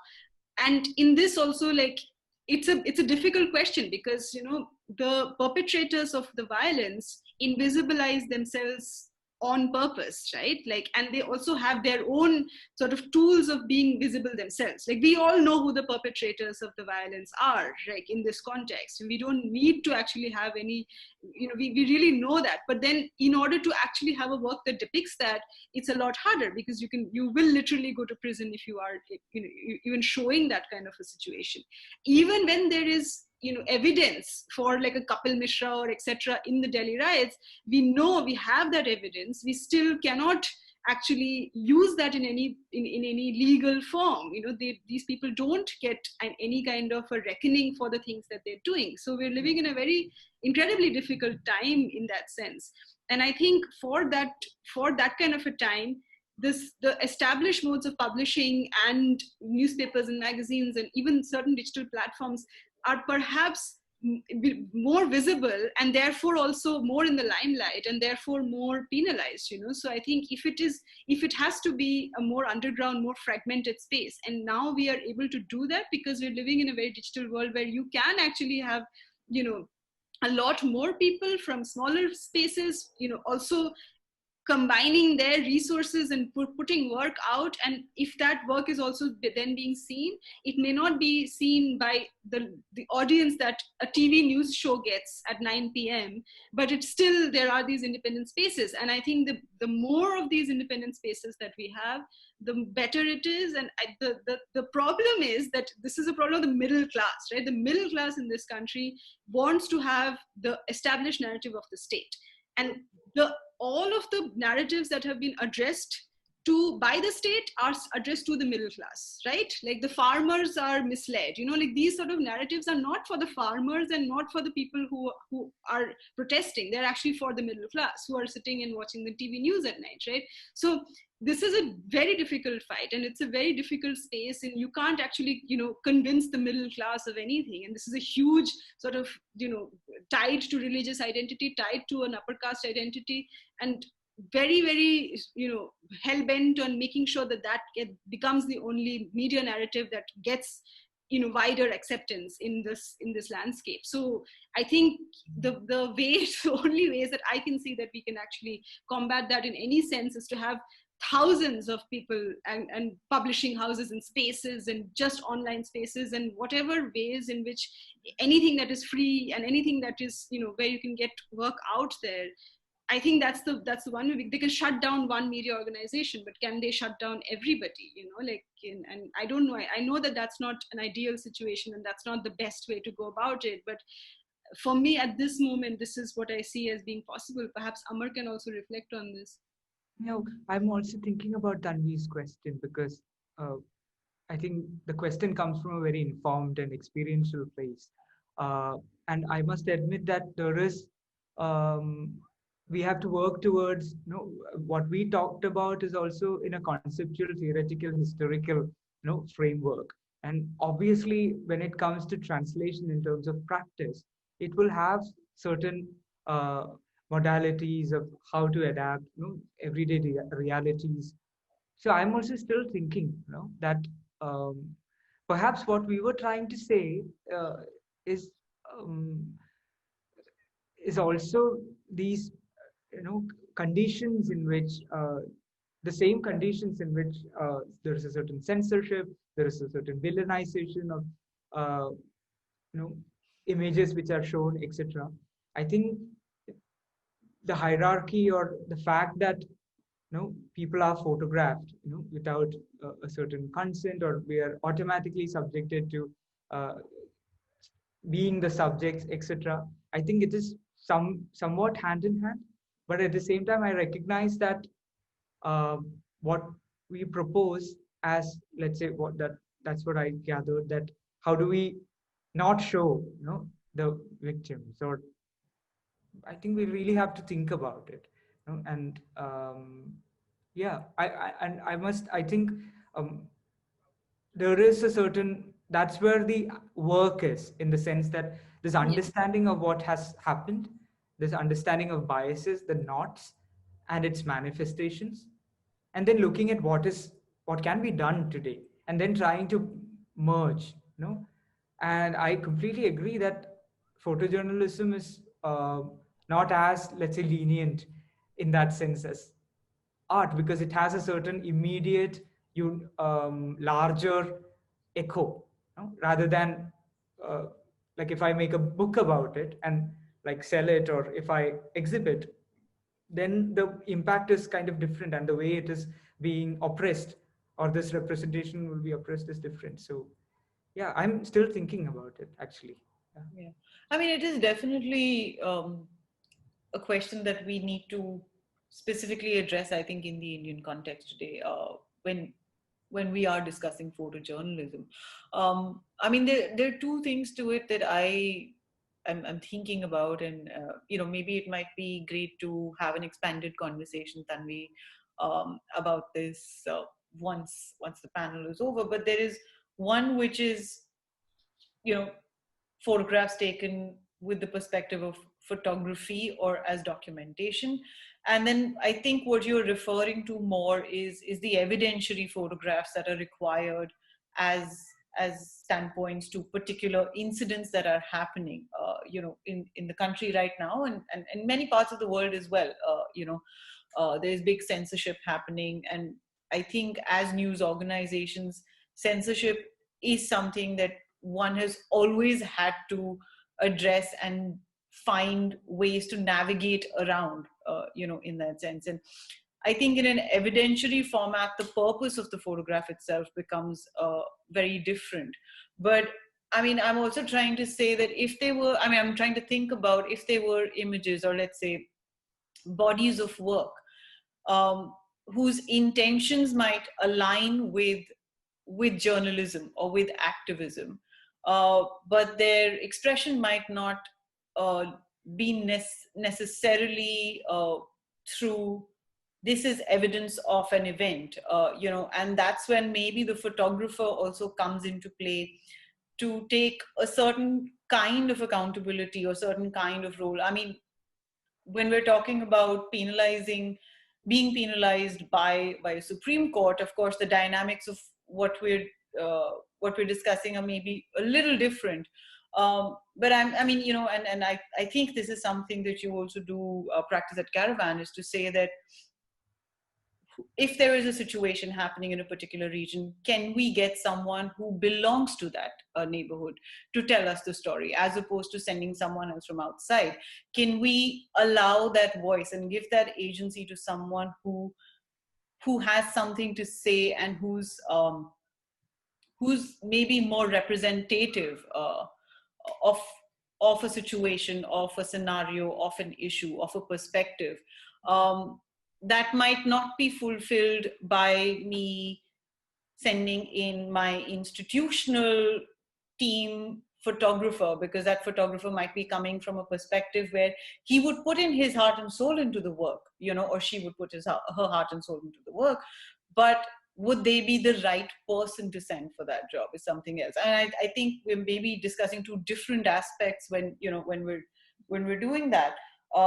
But as far as being penalized and censorship is concerned, I think there's a long way to go on trying to find loopholes within that. And for very unfortunate reasons, of course, I think right now the only way that I can see one working around this is what Adira said, is that expand on that sound, increase that volume and just bombard people with what's happening, to a certain degree. Platforms like Instagram, platforms like TikTok, platforms like Twitter, although they come from extremely privileged spaces even then, were offering a great counterpoint, where they were also reporting. Everybody immediately became a reporter through their platforms. And of course, the kind of censorship and the kind of penalizing and the kind of imprisonment that they have had to deal with without even the support of an institution, of an editorial space, I cannot even begin to imagine what those experiences are like.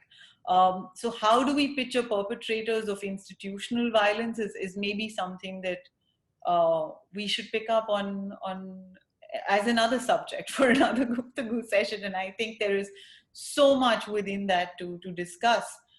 It would be lovely. And thank you for placing that little seed in my plotting head for maybe another round of conversations. I'm going to move to another anonymous attendee here who says these democratic acts are situated within non-democratic spaces like invisible techno power run Instagram, TikTok, Facebook. Probably it's the limitation of photograph as a technical object. Yeah, agreed. Right. Okay. That's true. We have to negotiate through every kind of space. That's true. There is Aratrika who's saying super pertinent, informative, and well-structured talk. Thank you. Are there any further readings you would recommend on these topics based in the subcontinent or by practitioners of marginalized communities? If I may interject at this point, Adira and Amar, if they are actually readings that you might want to share or just links that you might have to share, we can add them to our website on the page that lists your talk. So give us maybe a few days and we can update it onto the offset website. You can go into the Guftgu section and hit Adira and Amar's sublink, and we'll list out a suggested reading section within that. Yeah. Thank you guys. We have two more questions. I know you guys have been here for much longer than anticipated, but I think it's great that we're able to have these conversations. So if you don't mind, we'll have these two questions and then we'll wrap up for today. Yeah. Talking of compositional rules, something like the golden ratio probably has cognitive effects since it is based on mathematics when it comes to the perception of a picturesque image. So while the application of compositional methods to produce culturally significant images is understandable, how do you see certain inherent aspects to an image as an entity in itself? And this is in regards to the conversation on a good image. Adira? Yeah, I think it's an interesting sort of a space where we are also, as photographers, like I'll speak for myself, like when I'm making pictures, I'm sort of always arguing with myself as to, should I follow the compositional rules, or should I follow this idea of, the good image, or, like, or what I'm trying to say, and it's in terms of like these ideas of the golden ratio and the rule of thirds, etc. I would say that they are also sometimes not all, like, they do have a cultural basis, I think. Like, although we now acknowledge, like, for example, the golden ratio in nature looks very beautiful, and that's why it's appealing to us. There is that logic to things. But I also think that there is a way in which it is also used specifically in photography, which is sort of this unnatural medium, right? It's a two-dimensional space in which, space is sort of, compressed into a flat image, right?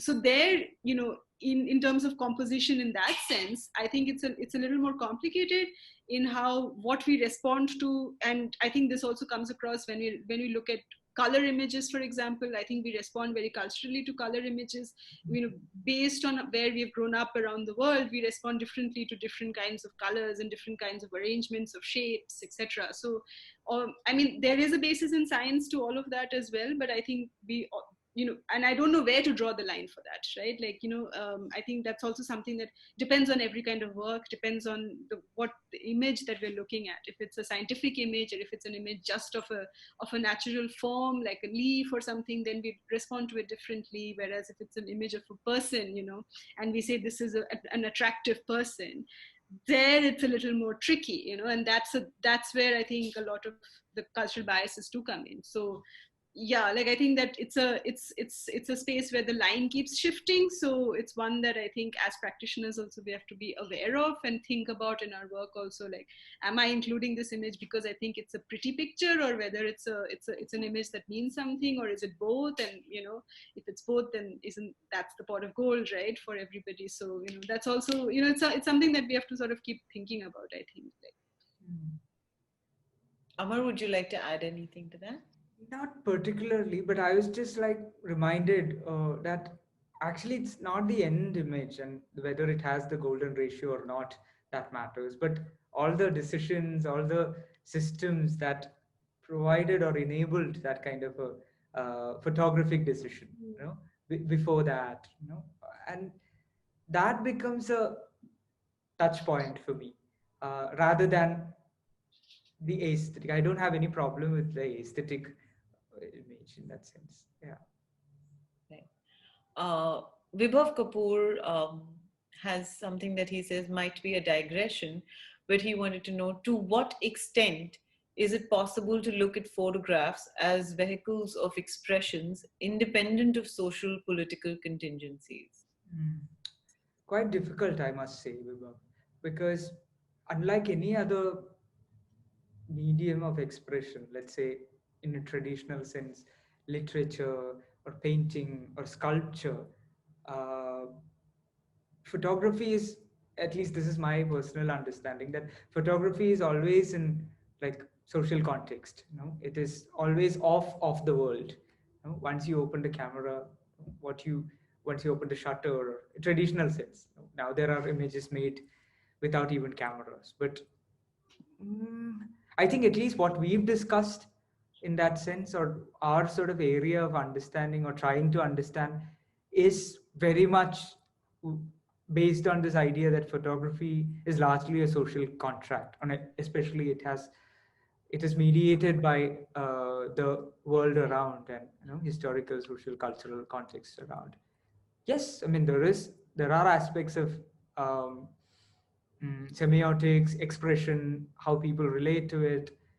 There are very personal, subjective ideas that is inexpressible that one gets from viewing or consuming a photograph. Um, yeah, but I think very personally that photography, in comparison with other sort of forms of expression, traditionally, is much more indebted and interlinked and corrupted by the world we live in. Yeah, I think the only thing here is sort of like, do you want to show other people the pictures or not?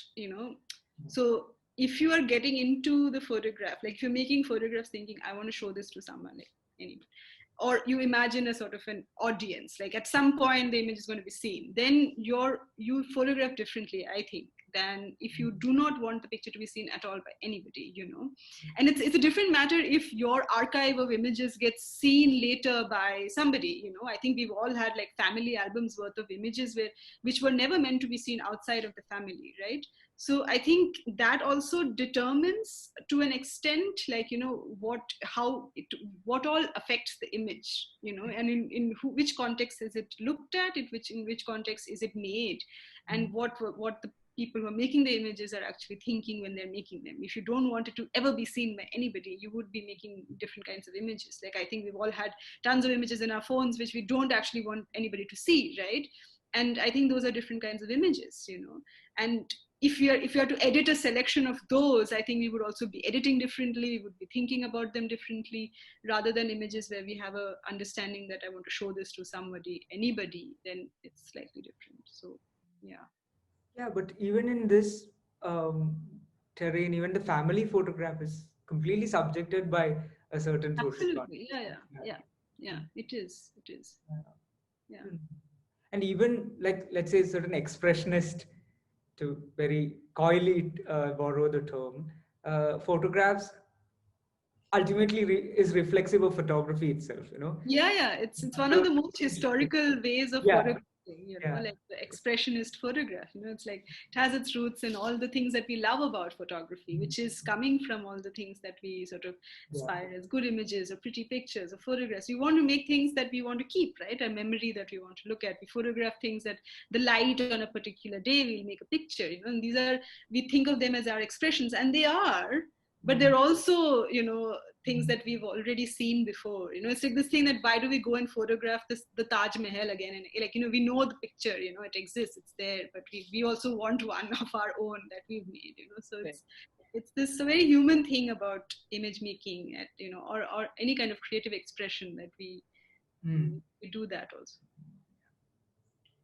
I mean, it's interesting because while you were talking about this, and especially when the family album came in, I've always wondered what it would be like for someone who's from Kashmir to think about the family album, which is something that always had to be conceived, And so I've always wondered, if there are families where there was no access given to the album, because to have the album out there was almost dangerous, to yourself. And then how do these particular people then respond to being photographed? Like, how do they look at portraiture, in fact, and I mean, it's just, I think we will digress a lot, but it was interesting to see how within the same region, these different modes of photography that we do develop have completely different psychological impacts also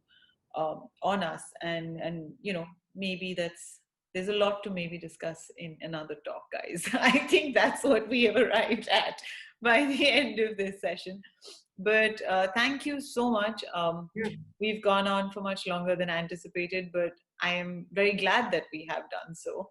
And I really, really look forward to catching up with the both of you as you prepare your written piece for our zine, over next year. Thank you so much, everybody, for joining us, and actually for staying on and asking these very, very important questions. A lot for us to think about, a lot more to feed into our photographic conscience, hopefully. And I look forward to meeting you again next week for the last of our talks for this year. We will be in conversation with two photographers and educators, Rishi Singhal and Munim Basif, to talk a little bit more about what it means to engage with the photograph or to engage with photography, which are slowly finding their own distinct spaces, I think, in our worlds. Thank you so much. Have a lovely weekend and see you next week. Thank you, everyone. Bye-bye.